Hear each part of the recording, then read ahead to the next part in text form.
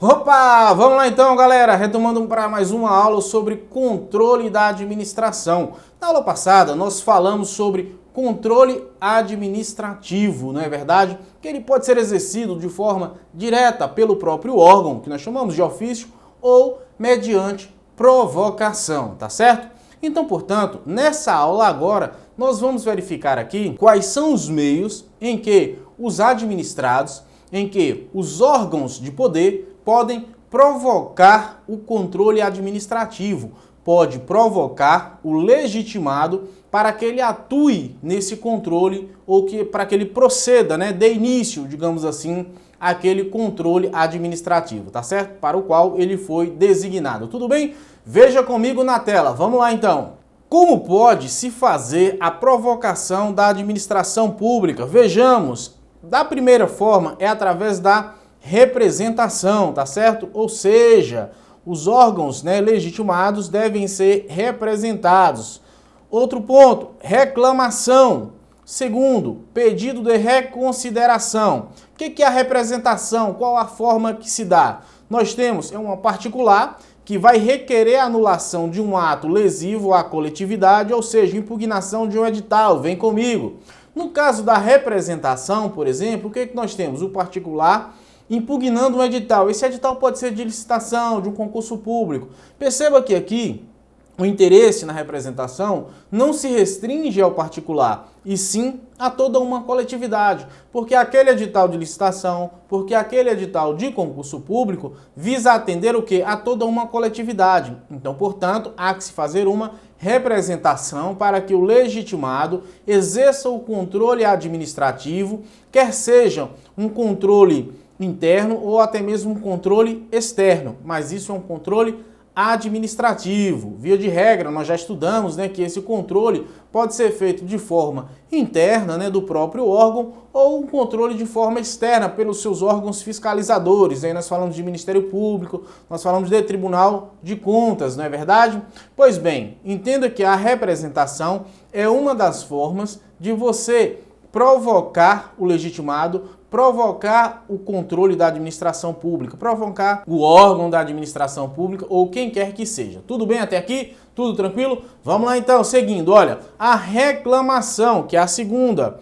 Particular, requer anulação de ato lesivo a direito próprio preexistente. Desclassificação em procedimento licitatório. Perceba que nesse caso, nós estamos falando aqui de um particular que vai requerer o quê? Uma anulação, tá certo? De um ato lesivo, ou seja, a um direito próprio. Nós não estamos mais falando na coletividade, é um direito próprio que preexiste deste particular. E é em razão disso que ele está o quê? Promovendo aquela reclamação. E aí, por exemplo, esse particular, se temos aqui como exemplo, ele foi desclassificado, deixa eu só voltar aqui, ele foi desclassificado aonde, gente? Foi desclassificado em um procedimento licitatório, tá bom? No momento lá, no pregão, ele foi desclassificado no momento dos lances, vem comigo, no momento de se fazer, de dar os lances, ou nas fases de habilitação, ele foi desclassificado, faltou algum documento e ele entendeu naquela ocasião que de fato ele não deveria ter sido desclassificado. Houve um abuso de poder por parte da administração pública e aí ele vai, é claro, posteriormente aí, através do remédio constitucional, que é o mandado de segurança, impetrar esse mandado de segurança para tentar ver se conseguirá via judicial, o controle judicial já, como é que eu posso dizer para vocês, reverter tal situação, tá certo? Pois bem, quando estivermos tratando de uma reclamação, visa atender o interesse próprio. Representação visa a defender e atender os interesses de uma coletividade. Tudo certo na Bahia? Sigamos então adiante. Vamos lá, veja comigo na tela. Nós temos o pedido de reconsideração.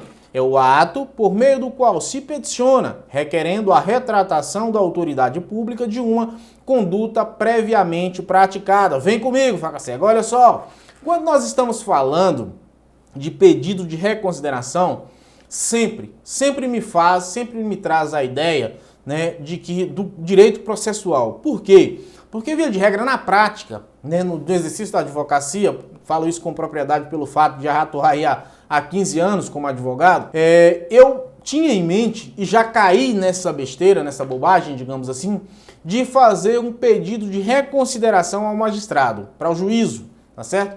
Que, por sua vez, o juízo resolveu não se retratar ou não reconsiderar aquela decisão. E aí, é claro, estudando um pouco mais do processo civil, eu percebi, né, e você também já sabe, já está careca de saber, que o pedido de reconsideração, na verdade, não é um recurso, mas sim um sucedâneo recursal. Esse pedido de reconsideração, na verdade, ele não suspende o prazo para o recurso. Como assim, professor? Vou trabalhar aqui a parte do processo civil, tá certo? E peço licença para explicar um pouco sobre essa parte do pedido de reconsideração para que você não incorra em tal situação como um dia eu acreditei e acabei perdendo a oportunidade de interpor um recurso. Mas saindo uma sentença e ela seja equivocada, por exemplo, nesse caso, cabe a você fazer o quê? Apelar.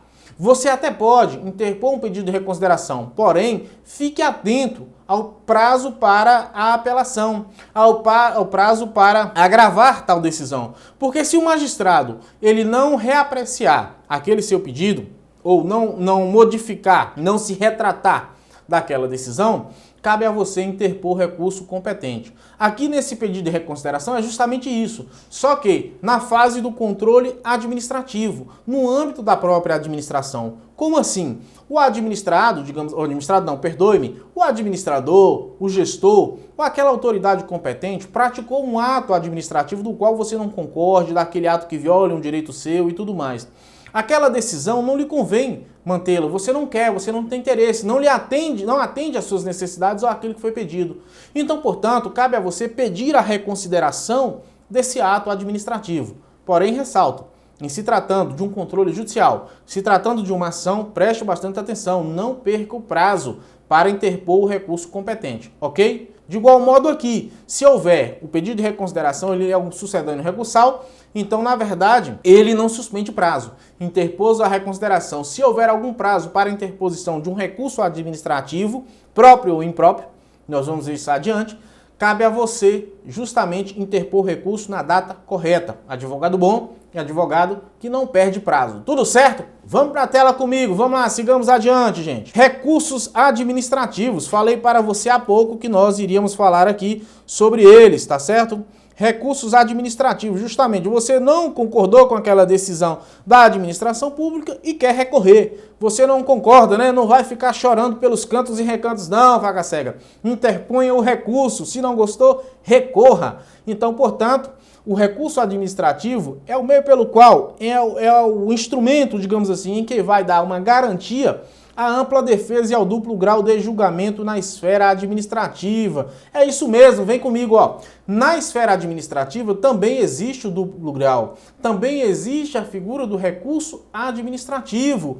Percebam que na própria Constituição lá estabelece como sendo o duplo grau, como sendo o duplo grau de julgamento, né, de recursal, a ampla defesa, são princípios constitucionais e todos esses princípios, além de serem aplicados na fase judicial, de igual modo, aplica-se ao processo administrativo também, tá certo? Então, portanto, esse recurso administrativo é o meio pelo qual vai garantir em que o administrado, não se conformando com a decisão de primeira instância, possa recorrer para ver aquela decisão até então, da qual ele sente-se prejudicado, ou da qual essa decisão, na verdade, o seu pedido não foi atendido e ele quer reverter, ele quer modificar, tá certo? Através de um recurso. E aí, é claro, no processo administrativo também existe, igualmente na fase de controle, nós estamos falando de controle administrativo, nós estamos falando de garantias, nós estamos falando de representação, reclamação, reconsideração.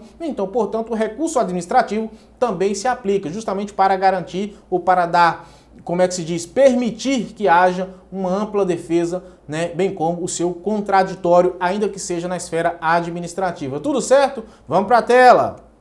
Garantia recursal não pode ser submetida a essa exigência, ainda que haja disposição legal, depósito prévio ou de caução. Isso restringiria o acesso à ampla defesa. Vem comigo, se ligue. Em se tratando de processo administrativo, não pode haver, gente, o quê? Não pode haver uma garantia recursal. Como assim, Marcos? Perceba que no processo judicial, quando a gente vai propor uma ação, né, você vai lá e recolhe as custas, né? Então, portanto, muito embora se diga que a jurisdição, o acesso à justiça, ele é gratuito, nós sabemos que existem algumas exceções, tá certo? Não é a regra, muito embora exista a previsão do acesso ao judiciário no corpo do artigo 5º da Constituição Federal, tá ok? Mas nós sabemos que tem-se um custo para tal. É óbvio que, de igual modo, a própria legislação, a própria Constituição permite em que o administrado, permite em que o cidadão possa e tenha acesso, desde que de forma gratuita, desde que ele preencha os requisitos para tal, desde que ele seja uma pessoa hipossuficiente, miserável no termo técnico, na acepção do termo, como juridicamente nós costumamos falar, né? Então, portanto, se você preenche os requisitos para ter, que faz jus à justiça gratuita, então, portanto, deve ser lhe concedido. Isso eu estou falando aí na esfera judicial, voltando para o controle administrativo, voltando para o processo administrativo. Isso também é permitido, professor, no processo administrativo? Sim. Aqui, nesse caso, por exemplo, não cabe se exigir do administrado alegria, faz-me rir, para interpor um recurso, alegria ou faz-me rir, para ter garantido o seu direito de petição, para que seja aceita a sua representação, a sua reclamação. Imagine se eu vou querer representar alguém, né, e ainda ter que pagar por isso. Lá no judiciário, muitas vezes até você se submete. Isso é uma prática. O judiciário, o administrado até se submete àquelas circunstâncias. Doutor, eu quero pagar, eu quero que o meu processo ande, eu quero resolver logo tal situação, e tira da boca para poder garantir o acesso, para poder pagar, digamos assim, ver o seu processo, aspas, caminhar. Na esfera administrativa isso não se faz necessário. Já até tentaram, inclusive, através de lei, instituir o depósito recursal. Porém, não foi adiante e foi declarado pelo STJ, salvo engano, ou até mesmo pelo Supremo, como sendo algo inconstitucional ou foi algo ilegal, tá bom? Aí vice-versa, respectivamente. Supremo, inconstitucional. STJ, ilegal. Bacana, mas, portanto, isso não procede na seara do direito administrativo. Não há que se fazer exigência de depósito prévio. Vamos para a tela, segue comigo.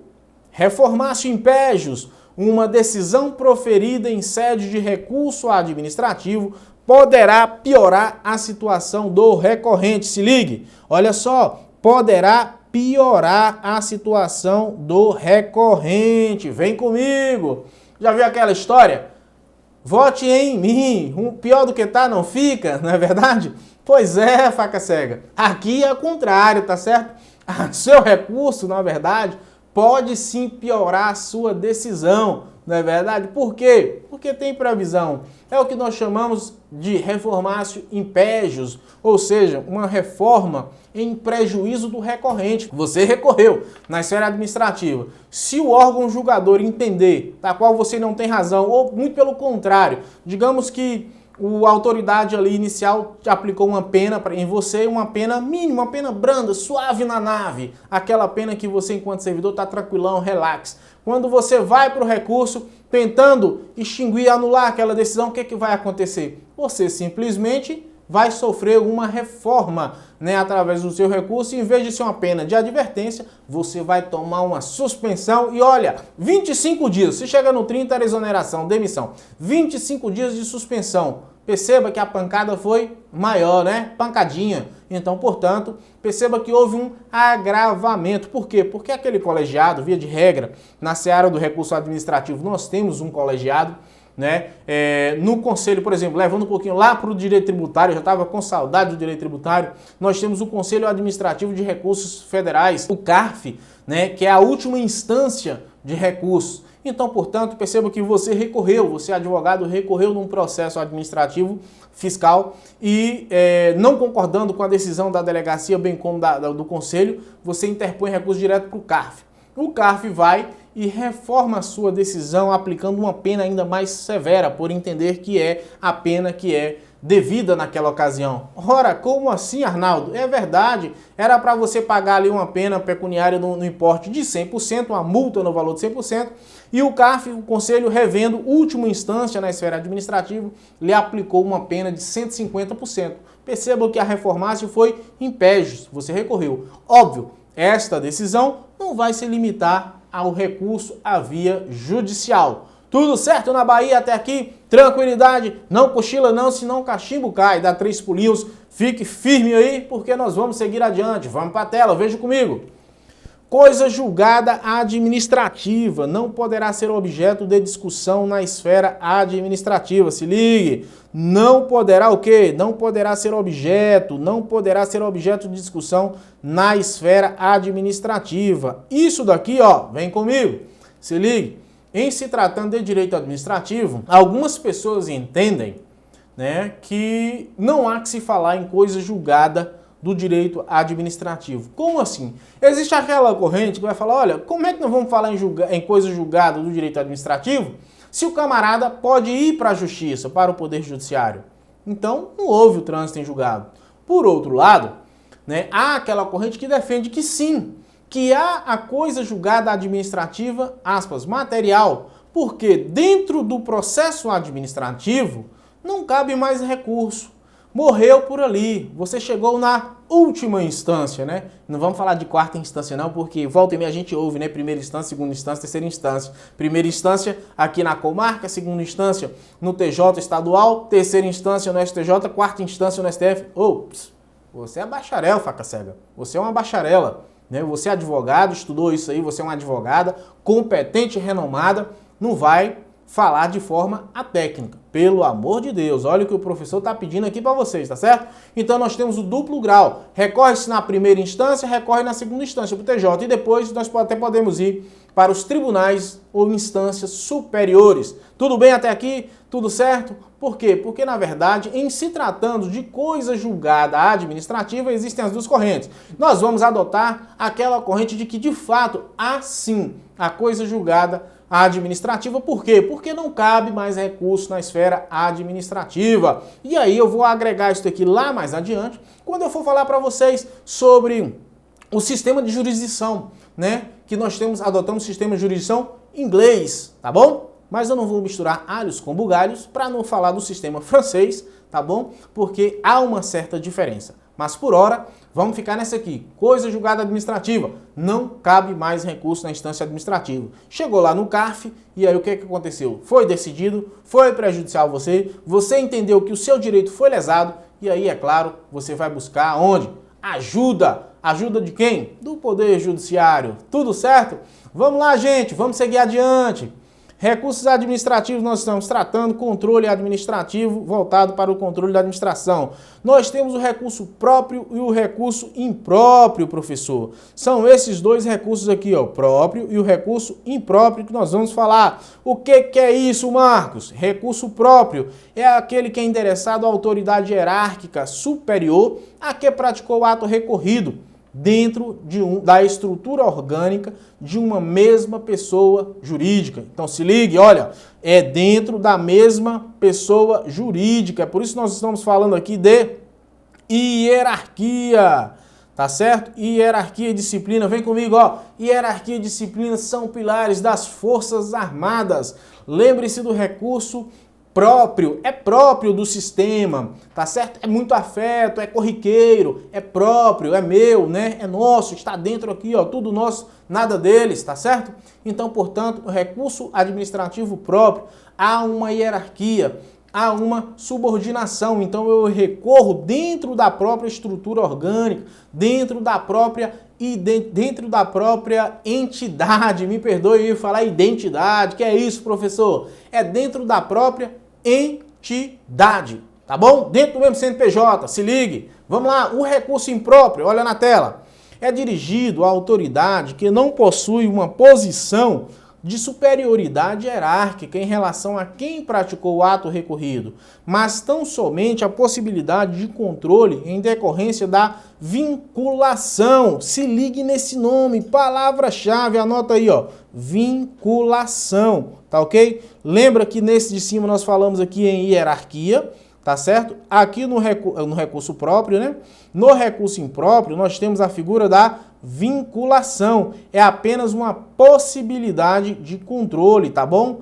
Em relação a quem? Em relação a quem praticou o ato recorrido. Não possui o quê, gente? Olha só a diferença, ó. Não possui posição de superioridade hierárquica. Vem comigo, se ligue, recurso próprio, tem hierarquia, tem subordinação, manda quem pode, obedece quem tem juízo, mandou, cumpra, depois pondere, é assim que se aprende lá na caverna, ou na caserna, tá certo? E por outro lado, dentro do recurso impróprio, não tem esse papo não. Lá, como a gente dizia na época do quartel, ó, de porta-ló para porta-ló, em pé de igualdade, não tem mais antigo, tá certo? Se você é capita, eu também sou capita e morre aqui a situação. É óbvio que sempre haverá, ainda que dentro do mesmo ciclo hierárquico, no militarismo, né, é claro, sempre haverá um mais antigo do que o outro. Não adianta, ainda que seja da mesma turma, se for dentro da mesma turma, dentro do mesmo ano ali, se é da mesma turma, é dentro do mesmo ano,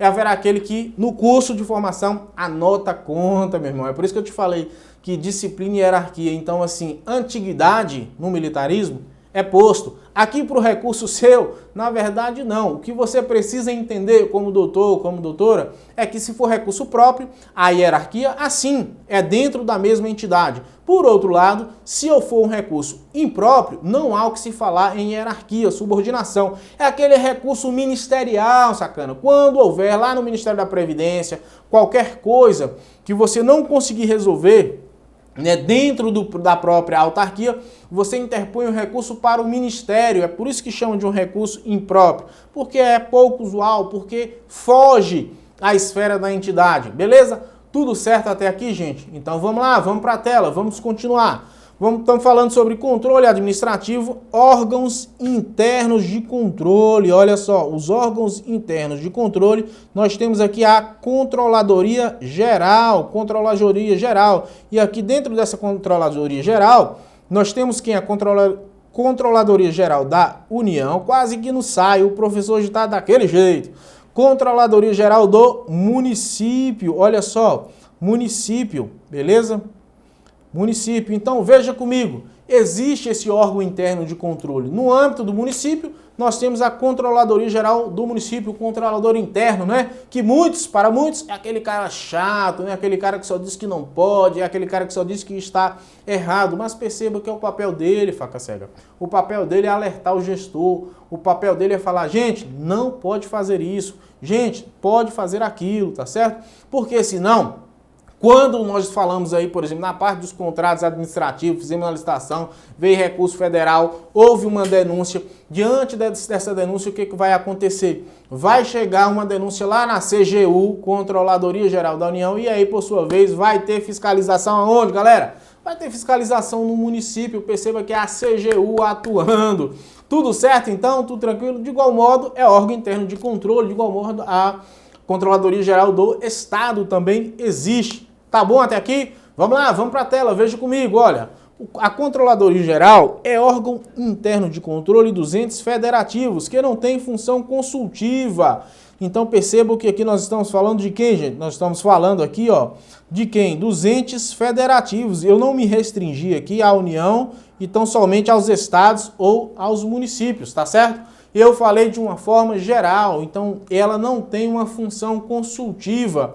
Tá bom? Assim como o Tribunal de Contas, é permitido a consulta. A consulta é uma das ferramentas ou um dos instrumentos utilizados pelos gestores para consultar ao tribunal, no sentido se aquela conduta, se aquela dúvida, né, em praticar aquela conduta até então que por ele entende, né, se pode ou se não pode. Olha só, vem para mim, ó. Hoje, por exemplo, o professor teve que dar uma estudada na Lei 13.379 de 2020. Aquela lei justamente que fala do estado de calamidade. Você se lembra que teve o decreto número 6 de 2020, que decretou estado de calamidade em todo o Brasil, gerou a Lei 13.379 de 2020, e lá no seu artigo 4º fala que dispensa a forma da licitação. Ocorre que essa lei dizia o seguinte, que ela tinha validade enquanto permanecesse o estado de calamidade. E aí o que acontece? Houve então essa declaração, a extinção, né, digamos assim, há uma dúvida com relação ao intérprete. Houve, inclusive, uma medida cautelar que o próprio Supremo declarou, né, falando do artigo 3º, prorrogando, alegando o seguinte, que deve-se ter em mente as questões que envolvam a saúde pública, né, a prevenção, a prudência, né, digamos assim, um melhor olhar, eu diria até, na análise desses institutos. E o porquê que eu digo isso aqui? Só para demonstrar para vocês que é um órgão de consulta, né? Assim como a Procuradoria do município, você pode consultar, assim como o Tribunal de Contas, mas a Controladoria não é um órgão consultivo. A CGU não é um órgão consultivo, tá certo? Não é um órgão que emite parecer, é um órgão de controle, é um órgão fiscalizador, tá bom? É óbvio que na seara do município, por exemplo, a gente acaba aqui fazendo, né, digamos assim, aquela consulta para o controlador interno. Ele está ali justamente com o papel de coibir aqueles erros, né? No sentido de evitar com que a gente possa venha a praticar um ato, né? Uma conduta ilícita. Quando a gente fala de conduta ilícita na administração, nós não estamos aqui a dizer que seja roubo, que seja isso, que seja aquilo, não, gente. Existe uma conduta, por exemplo, uma conduta ilícita no sentido de quê? No sentido de que você, por exemplo, como é que eu posso te falar? No sentido de que você deixou de aplicar o recurso, né, digamos assim, na conta certa. Então, na verdade, a gente não está falando aqui de roubo, nada disso. É apenas uma determinada conduta que, por lei, deveria de ser praticada, exercida pelo administrador e que não foi praticada. Então, portanto, nesses casos também, a controladoria ela pode, não só pode, como deve nos orientar, tá bom? Então, veja comigo na tela, né, que é o órgão interno de controle dos entes federativos, como eu falei, União, Estado, Distrito Federal e municípios, tem uma função, não tem função consultiva, né, mas sim de efetiva fiscalização, orientação e revisão dos atos praticados dentro da estrutura do Poder Executivo. Beleza? Vamos adiante então, sigamos. Órgãos internos de controle, nós temos ainda o Conselho Nacional de Justiça. O que é o Conselho? Nós temos, além do Conselho Nacional de Justiça, nós temos o Conselho Nacional do Ministério Público. Veja o seguinte, o CNJ é o órgão interno de controle de quem, gente? Do Poder Judiciário, né? É o órgão que, na verdade, vai fiscalizar vem comigo, ó, é o órgão que vai fiscalizar toda a atuação do Poder Judiciário, né? Inclusive com poder punitivo. Esse CNJ, do qual nós nos referimos, que está lá no artigo 103b da Constituição Federal, é o órgão que, na verdade, tem o poder de fiscalização, tem o poder disciplinar sobre os magistrados. Então, é um órgão que está inserido no Poder Judiciário, diferentemente do Conselho Nacional do Ministério Público. Veja comigo, o CNMP é o órgão de controle externo de atuação do Ministério Público. É o órgão integrante, por incrível que pareça, olha só, do Poder Executivo, tá certo? Então, o CNMP, isso aqui causou uma celeuma, é um órgão do Poder Executivo. Então, ele é um órgão de controle, o que, gente? Externo. O CNJ, sim.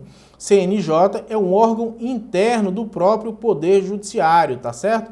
Então, portanto, enquanto que nós temos aqui a figura do poder interno, né, que é o Poder Judiciário, o órgão CNJ, o Ministério Público, por sua vez, é o órgão do Poder Executivo, tá bom? Pois bem, temos ainda a figura de quem? Das corregedorias. Nós falamos, faca cega, não confunda corregedoria com controladoria. Aqui nós temos as corregedorias, tá certo? E tem alguns regramentos, principalmente nos tribunais, nós temos a figura das ouvidorias, tá certo? Que é um órgão também de controle. A corregedoria, via de regra, é um órgão punitivo, né? Dos próprios servidores, os tribunais já têm, os TJs. Então, assim, ó, nos termos do artigo 74 da Constituição Federal de 1988, os poderes devem criar órgãos de controle interno para a execução de suas atividades.